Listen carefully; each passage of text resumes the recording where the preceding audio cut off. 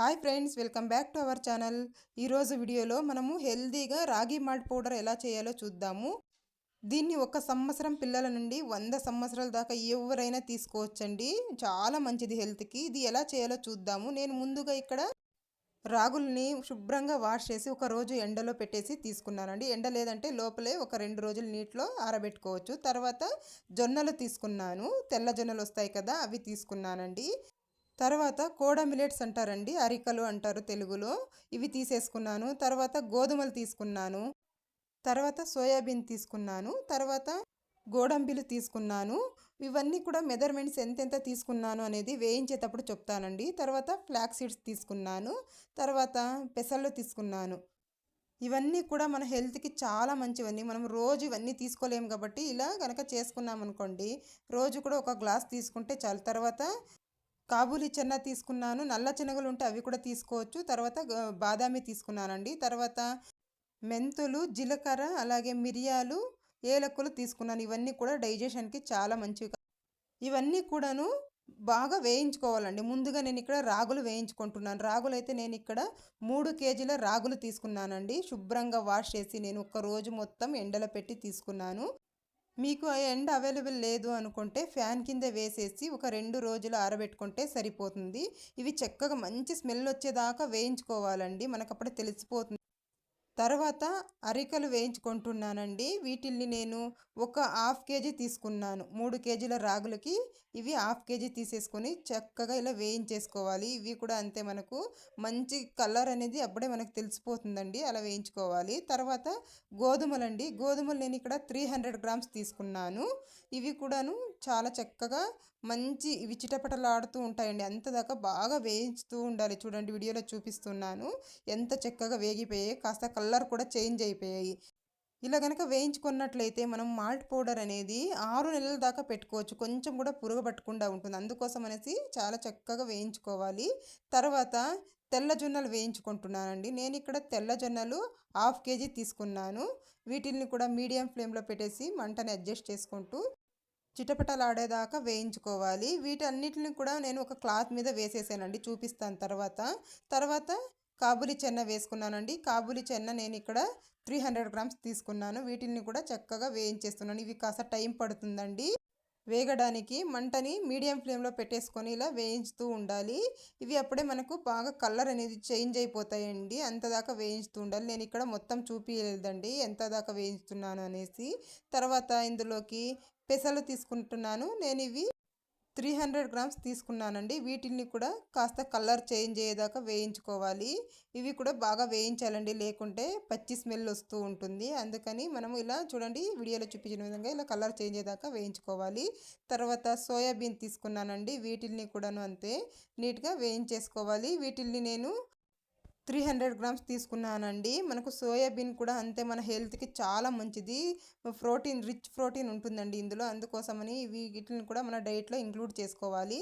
తర్వాత flax seeds తీసుకున్నాను. Flax seeds నేను ఇక్కడ 250 గ్రామ్స్ తీసుకున్నానండి. 250 గ్రామ్స్ ఫ్లాక్స్ సీడ్స్ని ఇలా వేయించేసుకుంటున్నాను.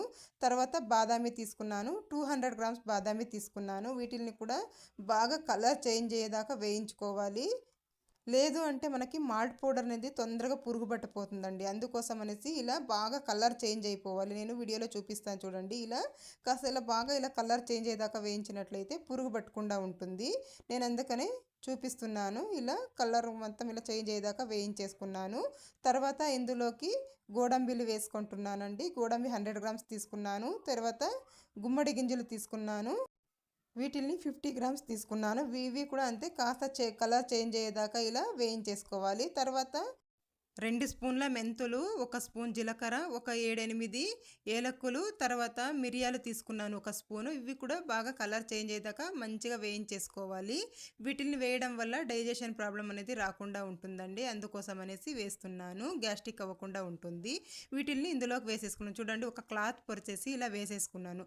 ఇలా వేసేసి మొత్తం అన్నీ కూడా ఇలా కలిపేస్తున్నానండి. ఇలా వేసేసి మనము ఒక హాఫ్ అన్ అవర్ ఇలాగే వదిలేసేయాలి. ఇలా చక్కగా మొత్తం ఇలా మిక్స్ చేసేసి ఇలా వదిలేసామనుకోండి, చల్లబడతాయి.